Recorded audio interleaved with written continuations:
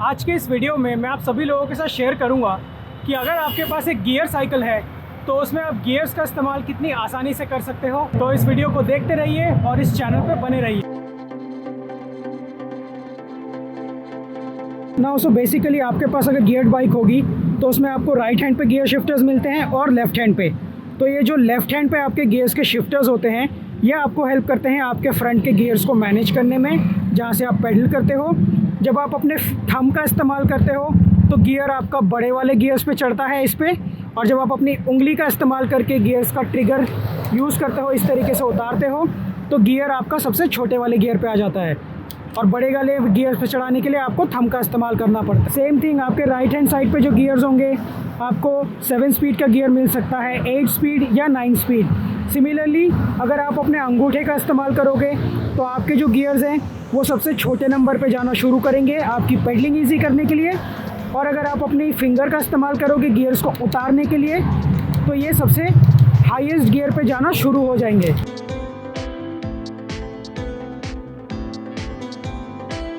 सो जिस वक्त आपको इस तरीके के फ्लैट रोड्स पे राइडिंग करना हो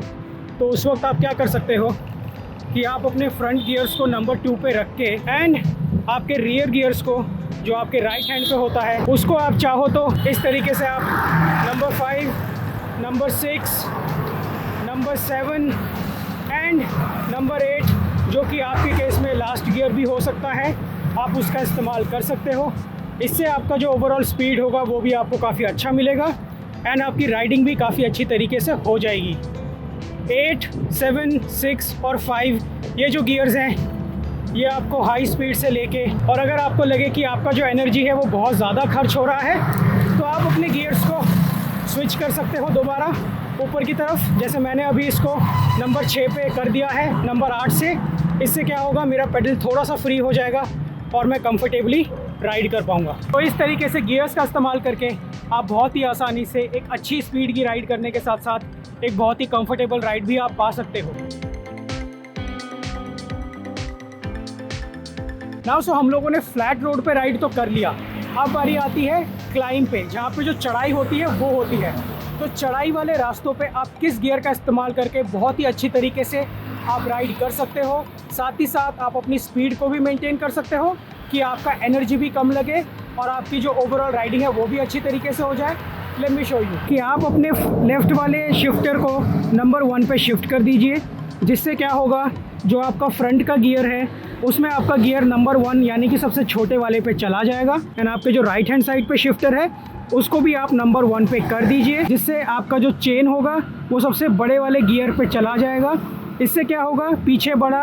और सामने आपका छोटा गियर, तो आपकी जो पेडलिंग है वो फ्री हो जाएगी और आप बहुत ही आसानी से इस तरीके के क्लाइंब में पूरा चढ़ा पाएंगे। आपको एक चीज़ का ध्यान रखना है कि जैसी ऐसी कोई भी चढ़ाई आएगी तो आपने पहले ही अपने गियर्स को शिफ्ट कर लेना है। ऐसा ना हो कि जब चढ़ाई पूरे आप बीच में जा चुके हो तब आप अपने गियर्स को शिफ्ट कर रहे हो, उससे आपके गियर्स ख़राब हो सकते हैं। तो आप क्लाइंब से पहले ही अपने गियर्स को शिफ्ट कर लो, जिससे आप आसानी से पूरा चढ़ा पाओगे। तो मैं अभी आपको दिखाता हूँ कि कितनी आसानी से हम इस टफ क्लाइंब को पार कर जाते हैं अपनी गियर्स का इस्तेमाल करके।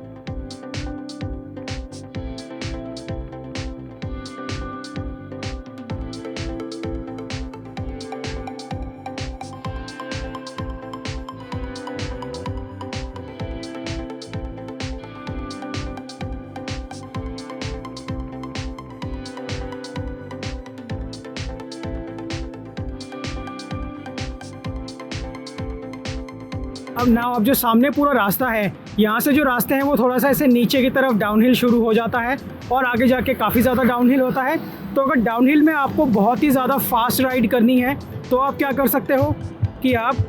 अपने गियर्स में आपके लेफ़्ट हैंड साइड पे नंबर 3 पे अपने गियर्स को शिफ्ट कर दो, जो कि सबसे बड़ा वाला गियर होगा। और अगर आपके पास पीछे 7 स्पीड की गियर है तो आप 7 नंबर पे अपने गियर्स को शिफ्ट कर दो, और अगर आपके पास 8 गियर है पीछे या 9 गियर है तो आप सबसे छोटे गियर यानी कि जो सबसे हाई स्पीड वाला गियर होता है नंबर 8, नंबर 9 या नंबर 7 आपके केस में, आप उसमें शिफ्ट कर सकते हो, जिससे आपके साइकिल का चेन फ्रंट पे नंबर 3 पे आ जाएगा और बैक पे अगर आपके पास 7 है तो 7 पे चला जाएगा, 8 गियर्स हैं तो 8 पे चला जाएगा। डाउनहिल राइड करते वक्त जो स्पीड होती है वो बहुत ही अच्छी मिलती है एंड काफ़ी मज़ा आता है डाउनहिल राइड को करने में। तो अभी हम चलते हैं और देखते हैं कि कितनी स्पीड हम लोग पकड़ पाते हैं।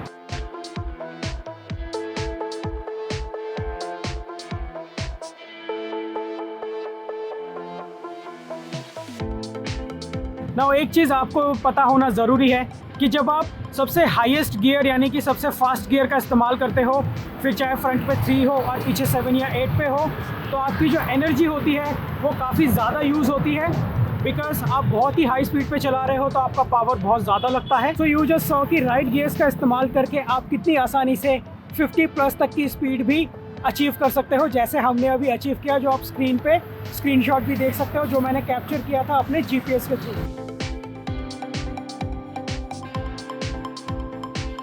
तो अब मैं शेयर करता हूँ कुछ गलत कॉम्बिनेशंस जो आपने यूज़ नहीं करना है, बिकॉज अगर आप उनको इस्तेमाल करते हो तो चांसेस हो सकते हैं कि आपके जो गियर्स हैं वो ख़राब हो जाए या टूट जाए। कि आपने सामने सबसे बड़ा वाला गियर यानी कि नंबर 3 एंड पीछे सबसे छोटा गियर यानी कि नंबर 1, सामने भी बड़ा और पीछे भी सबसे बड़ा वाला जो कैसेट होता है गियर का रेंज, उसको आपने यूज़ नहीं करना है। अगर आप इसको इस्तेमाल करते हैं तो आपकी जो चेन है वो टेढ़ी हो जाती है, तो जब आप पेडल करोगे कॉन्स्टेंटली तो चांसेस हो सकते हैं कि आपके जो कैसेट की टीथ है वो बहुत ही ज़्यादा घिस जाएगी, या तो आपका जो डीरेलर है वो भी टूट सकता है। एंड ऐसे केसेस में क्या होता है कि जैसे ही आप बैक पेडल मारते हो थोड़ा सा, आपका जो चेन होता है वो गियर से उतर जाता है, जो कई बार आपके डीरेलर को तोड़ सकता है। एंड सेम थिंग आपने नहीं करना है कि सामने सबसे छोटा वाला यानी कि आपके पेडल में सबसे छोटे गियर को आपने इस्तेमाल नहीं करना है, और पीछे भी सबसे छोटे गियर का यानी कि सबसे 8 नंबर 7 नंबर इस गियर का इस्तेमाल नहीं करना है। बिकॉज इससे क्या होगा कि जब आप इस्तेमाल करोगे तो आपको स्पीड नहीं मिलेगी, आपकी चेन भी थोड़ी सी टेढ़ी रहेगी। इन केस अगर आप चाहते ही हो कि आप सामने सिर्फ एक ही गियर को रख के पीछे सारे गियर्स का इस्तेमाल करो, तो मैं आपको सजेस्ट करूंगा कि आप सेंटर में अपने गियर को रख दो, सामने की तरफ, मीन्स जो आपके 2 नंबर वाला गियर है आप उसमें सामने की तरफ अपने गियर को रख दो, एंड पीछे आप बाकी सारे गियर्स का इस्तेमाल कर सकते हो, जिससे आपको कोई भी इशू नहीं आएगा।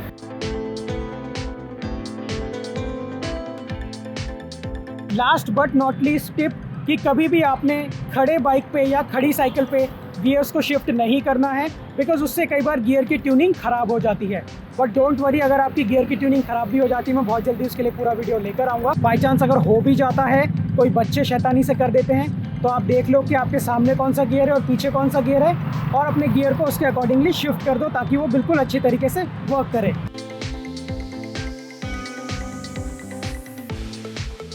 तो गाइस, आपने देखा कि गियर्स का इस्तेमाल करना कितना आसान होता है। आपने बस जो टिप्स मैंने शेयर की है उनका ध्यान रखना है, एंड जितना ज़्यादा आप गियर्स के साथ इस्तेमाल करोगे, अपनी राइडिंग को करोगे,